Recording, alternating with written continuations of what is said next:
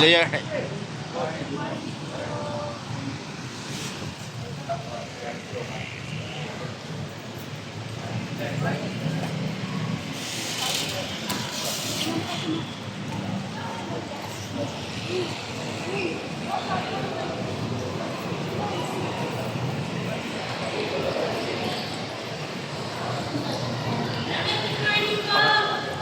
Tayo. Baka sa kayo ba yan?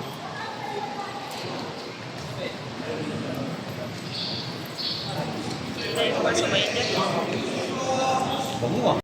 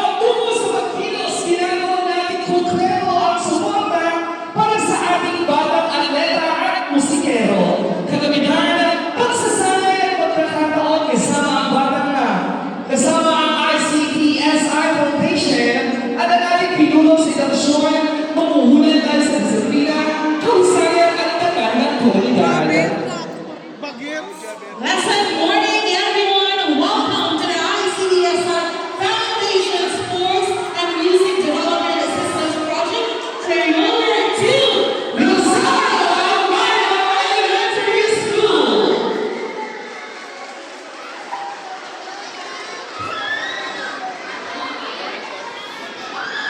Today, we honor not only the generous ICDSI Foundation, but also the passion of our learners, coaches, teachers, and stakeholders who make this advocacy possible. Thus, the families of American sports and music are dedicated ways.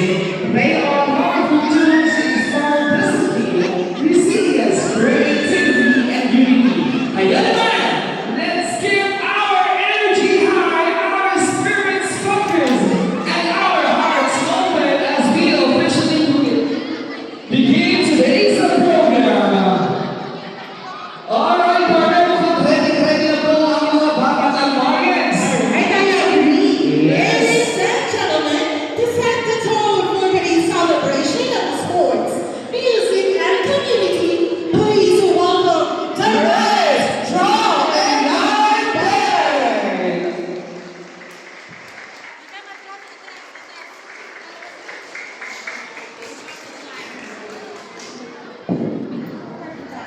Alright, so alamin natin ang Riot's Drum and Lyre. Yan, partner, ano mo ba ang Riot's Drum and Lyre? Yan ang one of the most, pinakamagaling na band dito sa Division of City Schools, Manila. I must agree, partner. Okay, alam mo, I'm very, very elated today. Ayan, nagbabakan pa tayo. Because nakaka-goosebumps at ang ito-turn over ng ICTSI Foundation sa Calvario. Once again, let us welcome the Red Drum and Line Band. Wala ba parang shirt?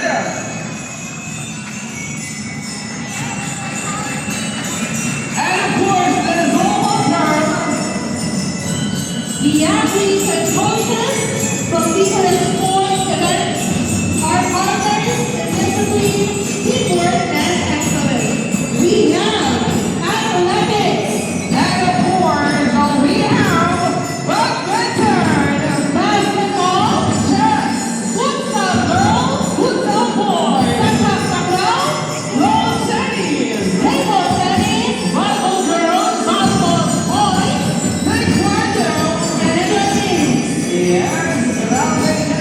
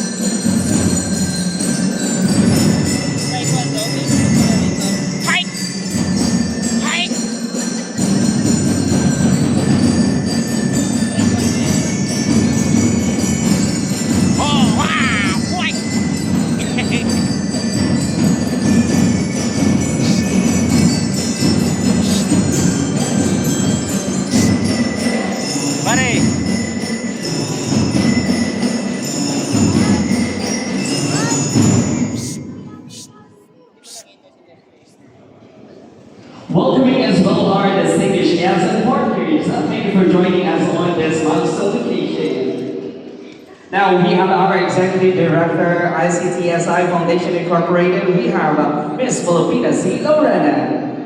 We also have Mr. Michael Vincent Seal Oriente, Program Head, Manila Education ICTSI Foundation Incorporated. And of course, we have Mr. Francis James G. Bartolome, Manager, Program Operations, ICTSI Foundation Incorporated. We also have Mr. Alan M. Valmoria, Manager, Support Services, ICTSI Foundation Incorporated. Next we have Miss Manny Cullen, Corporate Services Manager of ICTSI Foundation Incorporated. From SDO Manila officials, let us all welcome Ma'am Elisa R. Lamena, SESA Assistant Schools Division Superintendent. And of course, we have our Public Schools District Supervisor, Mr. Chokli R. Narumbaba. And our very own school head, Mrs. Galita V. Janisho. Good morning, everyone, and once again, may we welcome our honorable Yorme Mayor Isko Rivera.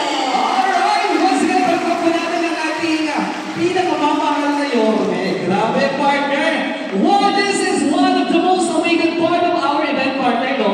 Yung magkaroon tayo ng ganitong mga equipment. Exactly. Ako nakaka-excite. Yorme, if you can still remember Kong SSE, I was her student also. And that time po, if I might recall, sepak takraw lang po ang meron noon. But you know what? Grabe ang pag-elevate ng sports ng Almario ngayon. Look at that. With all the equipment that we have right now, talagang elevate ang level up to the maximum level ang sports ng Almario. Of course, with the help of the ICTSI Foundation Incorporated. Pero bakit nasabi mo, partner, no? Iisa lang yung sports noon, which is sepak takraw. Yes. Pero look at now, feeling ko mas madadagdagan pa to, partner, sa tulong ng ICTSI Foundation. Malay natin, pagawan ulit ng swimming pool. Bakit mo, merong archery. Agree, baka may archery. Yes, may di ba? volleyball, why not? Siyempre, alam mo ba, partner, siyempre, ang Division of City Schools Manila ang number 1. Yes, ang nag-rank 1 sa katatapos lang ng pangalawang NCR. And of course, syempre, ipinagmamalaki ng Rosauro Almaria Elementary School na ang Almarians ang Center of Excellence ng District 1. Of course. And if I may share, na-share ko na ito kay Ma'am Belinda last time dahil tayo po ay nag-host also, ang school natin ang nag-host sa gymnastics and taekwondo sa nakakatapos lang ng palarong NCR. One of the students or competitor from other cities, Yes. nagsabi, I overheard partner, nagsabi sa nanay niya, Yorme, ito sabi, Mom, is this a private school? And if I may mention, that's from Pasig. Tapos, sabi ko, nag-back in ako, and I said, no, it's not. It's a public school. And they were in awe na ganito kaganda ang public school sa Manila. Yes, partner, grabe. As in a world-class school, di ba? Yeah. Kaya natin pag-compete to I must world-class. agree. Yes. Alright, to continue, may we invite everyone to please rise for the singing of the national anthem and awit ng Maynila to be led by Mrs. Lizelle T. Duerme, Papa Teacher, and to be followed by Mr. Brian E. Pura, also a math teacher, to lead us in prayer. We request everyone to please rise. Once again, we will request everyone to please stand.